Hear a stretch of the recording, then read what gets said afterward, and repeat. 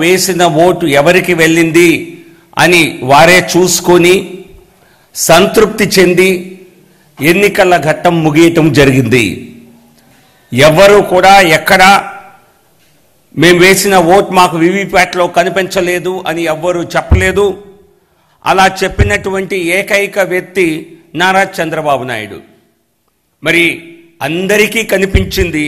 3 కోట్ల మంది ప్రజలకి ఓటు వేయగా వివిప్యాట్లో కనిపిస్తే మరి ముఖ్యమంత్రికి ఎందుకు కనిపించలేదు? మరి ఏదన్నా ప్రత్యేకంగా బైర్లు గమ్మాయా? కళ్ళు ఏమన్నా బైర్లు గమ్మాయా? ఓటమి భయంతో కళ్ళు చెమర్చాయా? లేక డ్రామాని ఇంకా రసవత్తరంగా పండించటం కోసం ఇటువంటి చౌకబారు వ్యాఖ్యలు చేసి మరి అనుమానాలు కలుగజేయాలి అన్న ఒక ప్రయత్నమా అన్నది సామాన్య ప్రజల్లో కూడా కలిగేటువంటి ఒక అనుమానం. ముఖ్యమంత్రి స్థాయిలో ఉండి మరి ఓటింగ్లో ప్రక్రియలో పాల్గొని ఈ రకమైనటువంటి చౌకబారు మాటలు మాట్లాడటం కేవలం చంద్రబాబు నాయుడికే తగు. ఇంకెవరు ఇటువంటి ప్రయత్నాలు చేయగా చూడలేదు.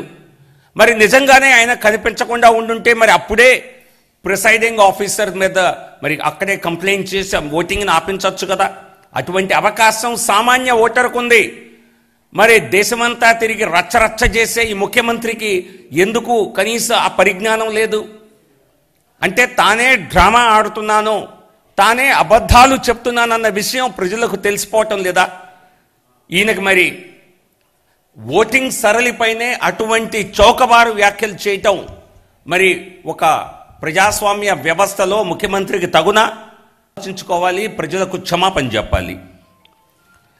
ఇక మరోవైపు చూస్తే ఒకవైపు అసలు ప్రక్రియ అంతా చాలా అడ్డగోలుగా సాగింది, దీనిపైన పూర్తి అనుమానాలు ఉన్నాయి, కానీ మేము 130 సీట్లు గెలుస్తాం అంటే ఎక్కడో మరి ప్రజలకు అనుమానం కలుగుతోంది.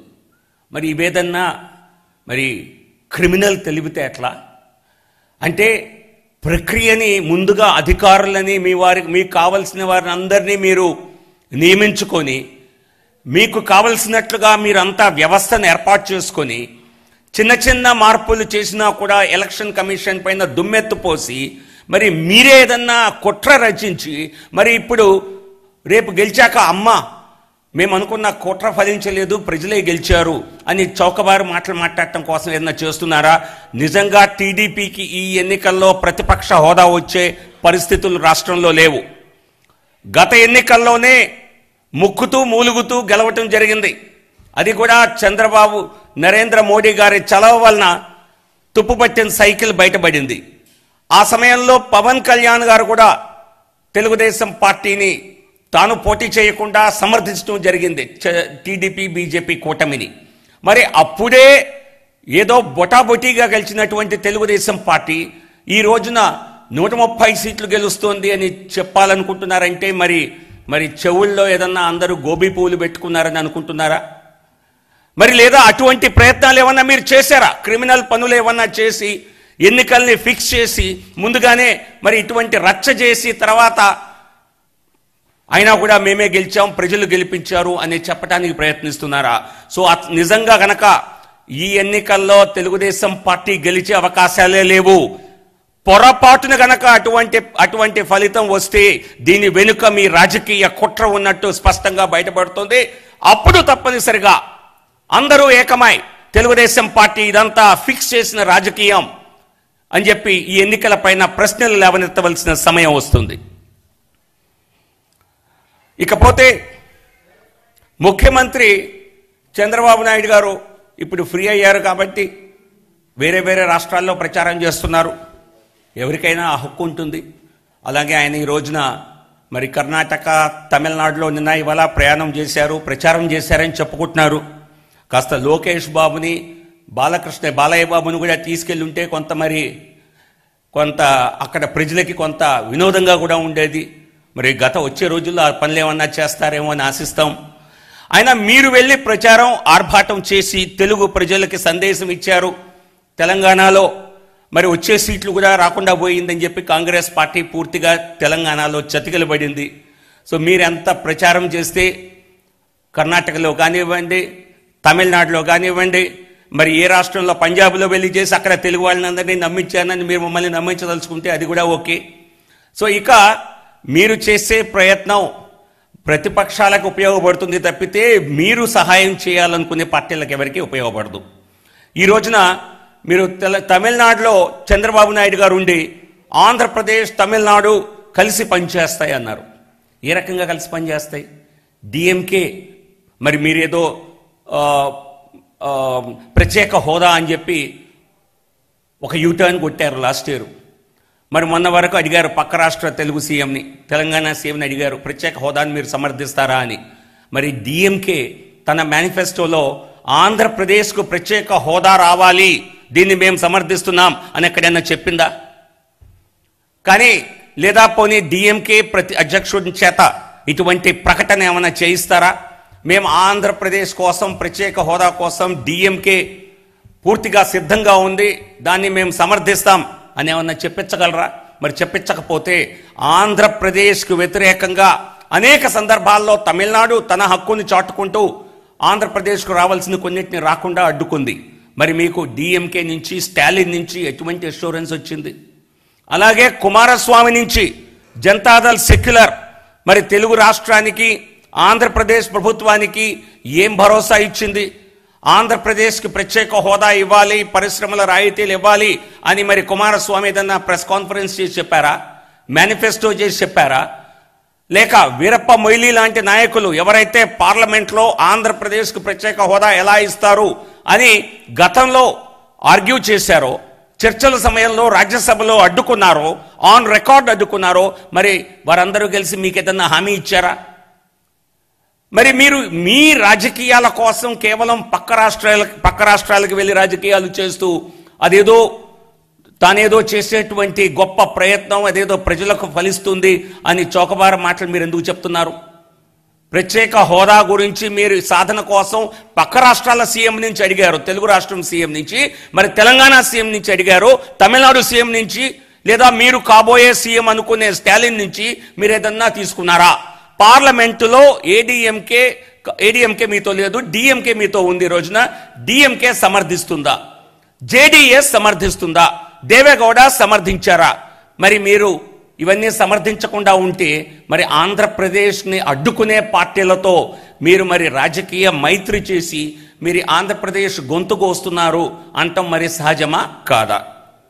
దీనికి సమాధానం తప్పనిసరిగా ముఖ్యమంత్రి గారు చెప్పాలి. మీరు చట్టపట్టాలు వేసుకొని తిరిగే ప్రతి వారు రాష్ట్రానికి ఏం చేశారో చెప్పకుండా మీకు కేవలం మీ పచ్చ చొక్కా రాజకీయాలు చేసుకుంటున్నామని చెప్పండి, పోనీ స్వార్థ రాజకీయాలు చేస్తున్నామని చెప్పండి. ఆంధ్రప్రదేశ్ ఎటుపోయినా మాకు సంబంధం లేదు, నేను ఓన్లీ పచ్చ చొక్కా రాజకీయాలకే పరిమితం అని మీరు చెప్పండి. మిమ్మల్ని ప్రశ్న మళ్ళీ అడగం. అలాగే ఈ రోజున తమిళనాడులో ముఖ్యమంత్రి ఒక స్టేట్మెంట్ చేశారు. జల్లికట్టుని అడ్డుకొని దాన్ని నిర్దేశించి నరేంద్ర మోడీ ప్రభుత్వం తమిళ కల్చర్ పట్ల ఒక అన్యాయంగా వ్యవహరించింది అని. మరి అవగాహన లేక ముఖ్యమంత్రి మాట్లాడుతున్నారా? అదైతే నేను అనుకోను, ఎందుకంటే మనకి చాలా ఎక్కువ తెలివితేటలు ఉన్నాయి, మామూలు తెలివితేటలు కూడా కావు. సో కాబట్టి ఇది అడ్డుకున్నది సుప్రీంకోర్టు. సుప్రీంకోర్టు ఆదేశాల మేరకు జల్లికట్టుని ఆపివేయటం జరిగింది. మరి సుప్రీంకోర్టు ఇచ్చినటువంటి జడ్జిమెంట్ని కేంద్ర ప్రభుత్వానికి నరేంద్ర మోడీ గారికి ఆపాదిస్తున్నారంటే మీరు సుప్రీంకోర్టును కూడా అదే రకంగా ఆపాదిస్తున్నారు. సుప్రీంకోర్టు తమిళ కల్చర్ని, తమిళ సంస్కృతిని నాశనం చేసింది అని ముఖ్యమంత్రి అపవాదు చేస్తున్నారు. కాబట్టి ముఖ్యమంత్రి పైన కూడా అభియోగం వేయాలి. ఎలక్షన్ కమిషన్ ముఖ్యమంత్రికి నోటీసులు ఇవ్వాలి.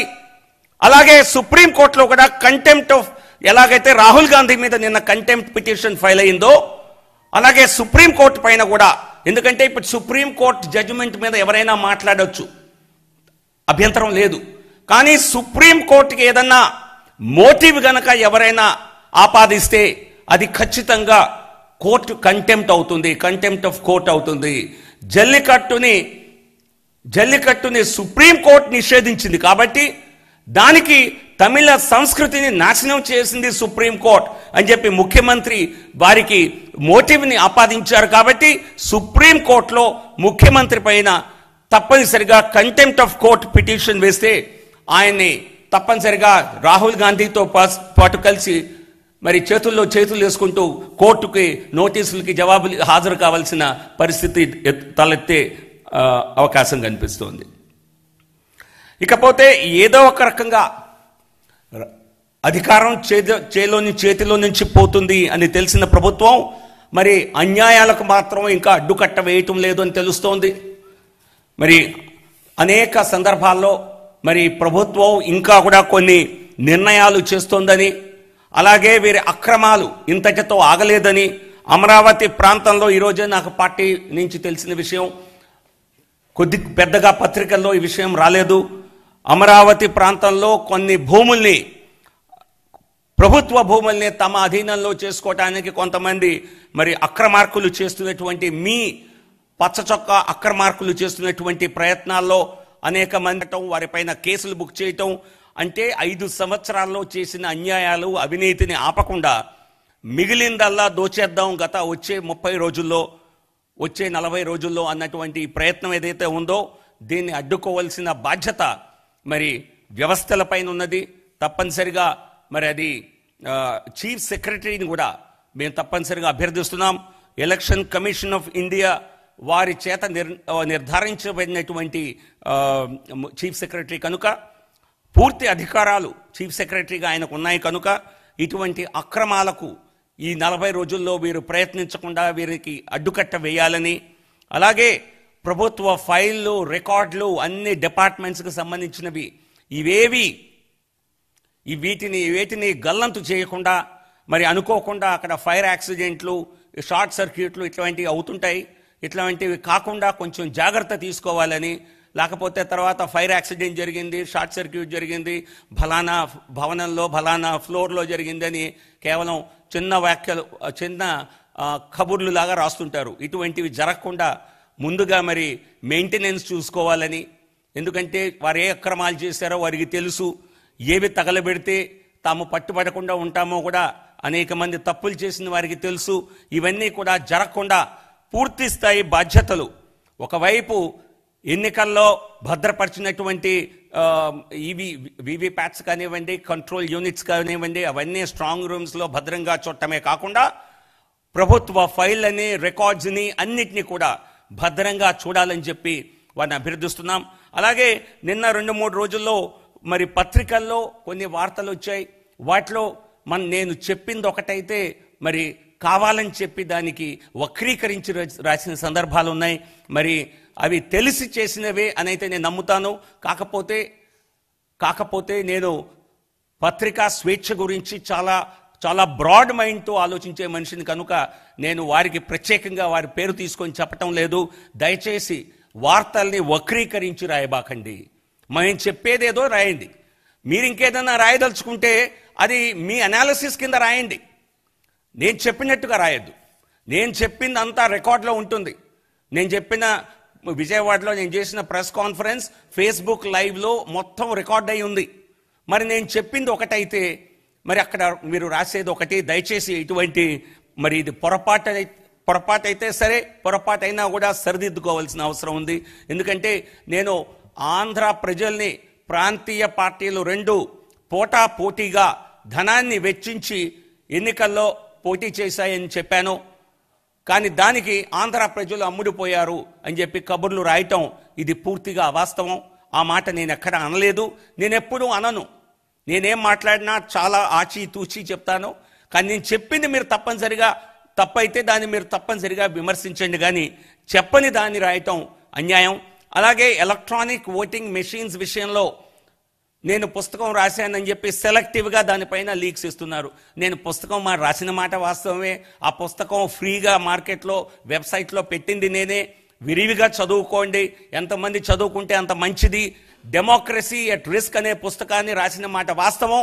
కానీ దానిలో రాసింది ఏందో చదవకుండా మరి ఎవరు కూడా మరి సెలెక్టివ్గా దాన్ని కోట్ చేస్తే తప్పు అవుతుంది. నేను చెప్పింది ఏంటంటే ఆ రోజుల్లో పేపర్లెస్ ఈవీఎంస్ అంటే ఆ రోజున మనం ఎవరికి ఓటేసామన్నది దానికి ఫిజికల్ ప్రూఫ్ ఉండేది కాదు. అది కేవలం మెషిన్లోనే రికార్డ్ అయి ఉండేది. అప్పుడు మేము చెప్పాం పేపర్లెస్ ఓటింగ్ యాక్సెప్టబుల్ కాదు. ఈ direct recording electronic voting machines అంటారు వాటిని, డిఆర్ఈ మెషిన్స్. అంటే కేవలం మెషిన్లోనే ఓట్ రికార్డ్ అవుతుంది తప్పితే దానికి ఫిజికల్ ఆధారం ఉండదు. మేము చెప్పింది ఏంటంటే ఫిజికల్ ఎవిడెన్స్ కావాలి అని తప్పనిసరిగా మేమంతా పోరాడాం. దానికి మరి తప్పనిసరిగా రిఫార్మ్ వచ్చింది కదా. ఇప్పుడు 3 కోట్ల మంది ఆంధ్ర ప్రజలు ఓటేస్తే మరి 3 కోట్ల స్లిప్పులు భద్రంగా బాక్సుల్లో ఉన్నాయి కదా. సో అప్పటి ఓటింగ్ అప్పుడు రాసినటువంటి వ్యవహారానికి ఇప్పుడు ఆపాదించడం అంటే ఇది ఇద్దరు అజ్ఞానం అన్నా కావాలి, లేకపోతే చాలా చావు తెలివితేటలు ఏదో ఒక రకంగా మనం మరి దుష్ప్రచారం చేసి మనం తప్పించుకోవచ్చు అనేటువంటి ధోరణి కావచ్చు. దయచేసి ప్రజలు గమనించవలసింది, అప్పుడు పేపర్లెస్ ఈవీఎంస్ అవి, అంటే దానిలో మెషిన్కి ప్రింట్అవుట్ ఉండేది కాదు. ఈ రోజున ప్రతి ఓటర్ స్లిప్పు వీవీప్యాట్లో భద్రపరచబడుతోంది. సో కాబట్టి ఇప్పుడు ప్రతి ఓటరు చూసుకొని సంతృప్తి చెందారు. చెందకపోతే అక్కడ ఓటింగ్ ప్రక్రియ ఆగిపోయేది. సో మేము చేసినటువంటి ప్రయత్నాల వల్లనే ఇది సాధ్యమైంది. దానిలో ఎంత శాతం ఓట్ల లెక్కింపు జరగాలి అన్నది మరొక ప్రశ్న. ఎలక్షన్ కమిషన్ ఆఫ్ ఇండియా వారు ఒక పోలింగ్ స్టేషన్కి, ఒక అసెంబ్లీకి ఒక పోలింగ్ స్టేషన్ మాత్రమే కౌంట్ చేయాలని వారు నిర్ధారించారు. ఇది ఇండియన్ స్టాటిస్టికల్ ఇన్స్టిట్యూట్ వారు ఏదైతే దేశంలో శాంపుల్ సర్వేస్ చేయటంలో శాంప్లింగ్ డిజైన్లో నంబర్ 1 సంస్థ, మరి వారు చేసినటువంటి సలహా మేరకు మేము 1% చేశామని ఎలక్షన్ కమిషన్ ఆఫ్ ఇండియా వారు చెప్పారు. ఆ 1% ఈవీఎంస్ని ఇప్పటి వరకు అన్ని ఎన్నికల్లో మ్యాచ్ చేసి చూశారు. అంటే మెషిన్లో వచ్చిన ఓట్లని అలాగే ప్రింట్అవుట్లో వచ్చిన ఓట్లని ఈ రకంగా మ్యాచ్ చేసి చూశారు అన్ని రాష్ట్రాల్లో. రాజస్థాన్లో, మధ్యప్రదేశ్లో, గుజరాత్లో, ఛత్తీస్గఢ్లో, గోవాలో, ఇన్ని రాష్ట్రాల్లో మ్యాచ్ చేసి చూశారు. ప్రతి చోట కూడా 1-to-1 కరెస్పాండెన్స్ ఉంది. మెషిన్ కౌంట్ ఎగ్జాక్ట్గా ఏమొచ్చిందో పేపర్ బ్యాలెట్ కౌంట్ చేసినప్పుడు కూడా అదే నెంబర్ వచ్చింది. అంటే డిస్క్రపెన్సీ ఏమీ లేదు అని నిర్ధారించడం జరిగింది. 1% తక్కువ అని చెప్పి పిటిషన్ వేయటం జరిగింది, సుప్రీంకోర్టుకి వెళ్ళటం జరిగింది. అందులో చంద్రబాబు నాయుడు గారు కూడా ఉన్నారని చెప్తున్నారు. అనేక మంది పిటిషనర్స్ వెళ్ళారు. ఆ పిటిషన్ విని సుప్రీంకోర్టు 1% మరీ తక్కువ, 5 మెషిన్స్ పర్ అసెంబ్లీ కౌంట్ చేస్తే బాగుంటుంది అని చెప్పి ఆదేశించింది. ఆ ఆదేశాలని తప్పనిసరిగా ఎలక్షన్ కమిషన్ ఆఫ్ ఇండియా వారు పాటించవలసి ఉంది. కానీ 5 మెషిన్స్ పర్ అసెంబ్లీ తక్కువ, 16 ఉండాలి, 30 ఉండాలి. ఎవరైనా ఇటువంటి డిమాండ్స్ పెట్టచ్చు. డిమాండ్స్ నేను తప్పట్టను. బట్ అంతిమ నిర్ణయం చేసేది ఎలక్షన్ కమిషన్ లేదా సుప్రీంకోర్టు. మనది ఒక వ్యవస్థ, ఆ వ్యవస్థ పైన నమ్మకం ఉండాలి. సుప్రీంకోర్టు రేపు 5 కాదు 30లో చేయండి అని నిర్ధారిస్తే మాకు వచ్చిన ఇబ్బందే ఉంది. ఇక్కడ నిర్ణయాలు చేయవలసింది ఎలక్షన్ కమిషన్ అలాగే సుప్రీంకోర్టు. మరి రివ్యూ పిటిషన్లో వారు ఎక్కువ మెషిన్లు కౌంట్ చేయమని చెప్తే మాకున్నటువంటి అభ్యంతరం ఏమీ లేదు. ఇది కాక సుప్రీంకోర్టు ఇంకా ఎక్కువ అనుమతించకపోతే ఎలక్షన్ పిటిషన్ వేసుకునే అవకాశం ఉంది. ఎక్కడైనా ఎలక్షన్ అయిన 6 నెలల్లోపు కనుక హైకోర్టులో కానీ సుప్రీంకోర్టులో కానీ హైకోర్టులో వేస్తే కోర్టు ఆదేశాల మేరకు ప్రతి ఈవీఎం వీవీప్యాట్లో ఉన్నటువంటి ఓట్లను అన్నిటినీ లెక్కించమని కోర్టు ఆదేశించే అవకాశం ఉంది. అలా గనక ఆదేశిస్తే ఆ రోజున 100% ఓట్లని బ్యాలెట్ల రూపంలో లెక్కించవలసి వస్తుంది. దానికి ఈ రోజున ఆధారం ఉంది. నేను ఆ పుస్తకం రాసినప్పుడు ఈ ఆధారం లేదు. ఈ ఆధారం కోసమే, ఈ ప్రూఫ్ కోసమే మేము ప్రయత్నించాం. ఆ రిఫార్మ్ వచ్చింది కాబట్టి ఆ రోజున ఉన్న రిస్క్ ఈ రోజున లేదు. వ్యవస్థ మారినప్పుడు మరి మీరెప్పుడో 30 సంవత్సరాల క్రితం చెప్పారంటే స్వాతంత్రం రాకముందు దేశానికి స్వాతంత్రం కావాలని చెప్తాం. మరి అది తీసుకొచ్చి నరసింహారావు స్వాతంత్రం కావాలని అన్నాడు, ఉంది కదా అంటే ఆ రోజున లేదు. లేనప్పుడు చెప్పిన మాటల్ని వ్యవస్థ మారాక కూడా అదే ఆపాదించడం అంటే ఇది ఇదర్ కావాలని చేసే తప్పు లేదా అవగాహన రాహిత్యం. Thank you. ఏదైనా ప్రశ్నలు ఉంటే జవాబు.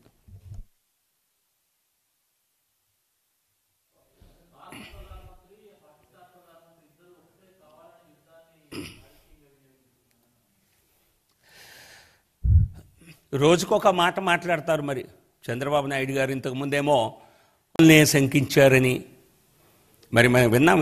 ఈ వ్యాఖ్యలన్నీ కూడా మరి వారే అందరి మీడియా మిత్రులందరికీ వారే సర్క్యులేట్ చేశారు, ఇవి ముఖ్యమంత్రి వ్యాఖ్యలని చెప్పి. మరి రోజుకో అవకాశవాదంగా మాట్లాడే ముఖ్యమంత్రి గురించి మనం ఏం చెప్పలేము. సో తప్పనిసరిగా కాంగ్రెస్ పార్టీ అయితే ఏ రకంగా పాకిస్తాన్ని వెనకేసి వచ్చింది, ఏ రకంగా సర్జికల్ స్ట్రైక్స్ని ప్రశ్నించింది, అటువంటి కాంగ్రెస్ తరఫునే ఆయన ఈ రోజున ప్రచారానికి దిగారు కర్ణాటకలో. సో కాబట్టి కాంగ్రెస్ పార్టీ యొక్క ఆలోచన విధానం, చంద్రబాబు నాయుడు గారి ఆలోచన విధానంలో ఎటువంటి మార్పు ఉందని మేము అనుకోము. వారు ఏదో ఒక రకంగా ఓట్ల రాజకీయం కోసం మరి ఇమ్రాన్ ఖాన్ పట్ల కూడా ముఖ్యమంత్రి గారు చాలా మంచి కామెంట్స్ చేశారు కదా. ఆ ఎప్పుడైతే మీడియాకు ఈ ముఖ్యమంత్రి గారి టెలికాన్ఫరెన్స్ డీటెయిల్స్ అన్నీ ఇచ్చారో దానిలో అన్నీ చెప్పారు కదా. మరి ఇమ్రాన్ ఖానే చెప్తున్నారు, ఇమ్రాన్ ఖాన్ చెప్పిన మాటని మనం ఎందుకు విశ్వసించడం లేదు అన్నారంటే, మీకు ఇమ్రాన్ ఖాన్ పైన ఎక్కువ విశ్వాసం, భారతదేశ ప్రభుత్వం పైన కానీ, ప్రధాని పైన కానీ, ఆఖరికి మరి సేనా అధ్యక్షుల పైన కానీ, ఆర్మీ ఎయిర్ ఫోర్స్ ప్రముఖుల పైన కానీ మీకు విశ్వాసం లేదు అన్నది స్పష్టంగా తెలుస్తుంది. యాక్చువల్గా ఎన్ని ఓట్లు పోలయ్యాయి అని చెప్పి ఆ రోజున చెప్పిన సంఖ్య, ఆ తర్వాత ఫైనల్గా ఇచ్చిన కౌంట్ మధ్య తెలంగాణలో కొంత వ్యత్యాసం ఉన్నట్టుగా వార్తలు వచ్చాయి. దానికి మెషిన్లకి సంబంధం లేదు. అది ఒక రకమైనటువంటి ఇన్ఎఫిషియంట్ రిపోర్టింగ్ అనే మనం అనుకోవాలి. ఓటింగ్ పూర్తయిన తర్వాత మెషిన్లలో ఇన్ని ఓట్లు ఉండాలి అని రికార్డ్ చేసి తక్కువ ఓట్లు ఎక్కడా రాలా. నాకు తెలిసి అది కాదు కంప్లైంట్. ఇన్ని ఓట్లు పోలయ్యాయని చెప్పారు, ఆ రోజున సమాచారం ఇచ్చింది. ఆ మరుసటి రోజుకి నంబర్ ఆఫ్ ఓట్స్ పోల్డ్ యాక్చువల్గా హయ్యర్ అని చెప్పారు. ఒక్కొక్క సందర్భాల్లో మరి ఇనీషియల్గా ఇచ్చే ఎస్టిమేట్స్కి ఫైనల్ ఎస్టిమేట్స్కి కొంత తేడా ఉంటుంది. కానీ మరి తెలంగాణ విషయంలో కొంత పెద్ద తేడా ఉందన్న విమర్శలు ఉన్నాయి. దానికి సమాధానం తప్పనిసరిగా చీఫ్ ఎలక్టోరల్ ఆఫీసర్ చెప్పాల్సి ఉంటుంది. ప్రశ్నలు మేము కూడా అడుగుతున్నాం. ఆంధ్రప్రదేశ్లో ఓటింగ్ జరిగిన సమయంలో కొన్ని జాగ్రత్తలు తీసుకొని ఉంటే ముందుగానే మరి ఓటింగ్ ప్రక్రియ ఇంకా సజావుగా జరిగేది అన్న విమర్శ మేము చేస్తున్నాం. ఇది ఎలక్షన్ కమిషన్ ఆఫ్ ఇండియా వారు ఇంకొంచెం అప్రమత్తంగా ఉండవలసిన అవసరం ఉన్నది అన్న మాట మేము చెప్తున్నాం. హింసని జరగనీయకుండా ఉండటానికి పెద్ద ఎత్తున మార్పులు చేయాలి అని చెప్పి మేము పోలీస్ వ్యవస్థలో పెద్ద ఎత్తున మార్పులు చేయాలి అంటే మరి ఎలక్షన్ కమిషన్ మా వాదనని పెడచెవిన పెట్టింది. కేవలం కొద్ది మందినే అధికారులనే బదిలీ చేసింది.